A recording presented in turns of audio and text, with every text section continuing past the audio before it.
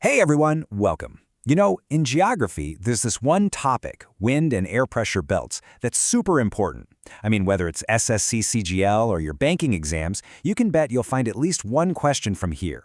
So today, we're going to master this topic from absolute zero, making sure you never lose a single mark on it again. But first, here's a little something to think about. If our Earth just stopped rotating, which way would the trade winds blow? Kinda tricky, right? Don't worry, you'll know the answer by the end of this explainer. Welcome to my channel, Mehun Ayushi Agarwal, and let's get started. All right, here's our game plan for today. We'll start with the absolute basics of wind and pressure. Then, we'll dive into the Earth's pressure belts, understand the global wind systems, and look at their main types. And finally, we'll wrap it all up with some exam-style questions for a quick revision. Let's begin. Okay, so let's dive right into Section 1, the basics. Before we talk about complex wind systems, we have to ask the most fundamental question: how is wind even formed? To get that, we need to understand two very simple terms. Yep, we're really starting from absolute zero here. So our first concept is air. Super simple, right? It's just the mixture of gases that's all around our planet. This is our first, most basic building block. So then, what exactly is wind? Well, when that air starts to move, when it's in motion, we call it wind. See? Wind isn't some separate thing. It's literally just moving air. But that brings us to the real question: why does air move in the first place? And here it is. This is the golden rule for this entire topic. Seriously, lock this one sentence in your mind. Air always moves from a high-pressure zone to a low-pressure zone. This simple fact is the reason for every single wind that blows on Earth. And trust me, SSC just loves to ask direct, statement-based questions on this very concept. Okay, so if wind always goes from high pressure to low pressure, the next logical question is, how are these high and low pressure zones even created on Earth? Well, these zones are what we call pressure belts, and you can think of them as invisible highways for the wind.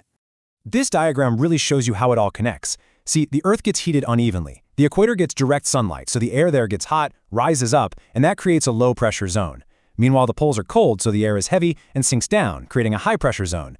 This uneven heating creates these massive circulation cells. You've got the Hadley, Mid-Latitude, and polar cells, and these are what form the high and low pressure belts all across the globe. Now this table, you have to memorize it. No excuses. This is a super high-yield area for MCQs. In total, Earth has 7 major pressure belts: 1 equatorial low, 2 subtropical highs, 2 subpolar lows, and 2 polar highs. They love asking direct match-the-following questions based on the latitude and pressure type. For example, they'll ask, the subtropical high pressure belt is found at which latitude? And you'll know the answer is 30 degrees north and south. All right, so far we've learned that wind moves from high to low pressure, and we know where these pressure belts are on Earth. Now let's put these two ideas together and see exactly which global winds blow between these belts. And this diagram shows the result perfectly. The winds that blow consistently throughout the year in these patterns are called prevailing winds. There are 3 main types you need to know: the trade winds, the westerlies, and the polar easterlies. You can clearly see their general direction in this diagram flowing between the pressure belts. This slide is probably the most important one for clearing up any confusion. Remember the golden rule? High to low? Now look. The trade winds blow from the subtropical high to the equatorial low. The westerlies blow from the subtropical high to the subpolar low. And the polar easterlies blow from the polar high to the subpolar low. See, they are all flowing from high to low. That's the logic. This is where direct questions come from. Exam trap alert. This question is a classic. It gets repeated in exams all the time. Now, most students think, oh, westerlies, so they must blow towards the west. Wrong. यहाँ SSC trap लगाता है. Listen carefully. Winds are always named from the direction they come from. So, westerlies blow from the west. In the northern hemisphere, the Earth's rotation deflects them to the right, so their actual direction becomes southwest. Please always remember this. All right, let's quickly go through a simple classification of winds. This is really important for those match-the-following type questions. Broadly speaking, there are 3 types of winds. First, you have the prevailing winds, which we just discussed. The trade winds, westerlies, easterlies, these blow in the same direction pretty much all year round. Second, you have seasonal winds, like the monsoons in India, which change their direction with the season. And third are the local winds, like the Lu in North India, which only blow over a specific small area. Okay, team, it's time to revise everything we've learned and really lock it in. You know that revision is the absolute key to getting a high score, so pay very close attention for the next couple of minutes. The summary of this entire topic can be told in just 4 simple steps.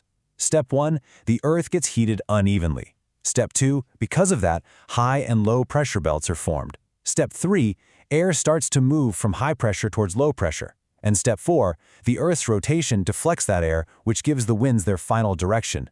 Just set this simple flow in your mind. Okay, let's test how well you can apply what you've learned. Which atmospheric cell is associated with the trade winds? Just think back.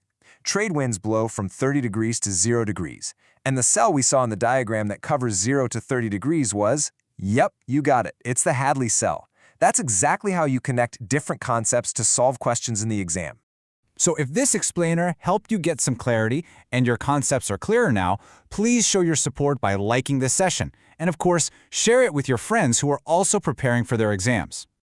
And one more thing, for the free PDF of this session and for all updates about upcoming sessions, make sure you join our Telegram channel. The link is right there in the description. Thank you so much for your focus and your dedication. Oh, and about that question from the beginning, if the Earth didn't rotate, the Coriolis effect would be 0. In that case, the trade winds wouldn't get deflected at all and would blow straight from high pressure at 30 degrees to low pressure at 0 degrees. That is, from north to south in the northern hemisphere. I hope you got it right. Next video Kiliad channel pe bani rahiye.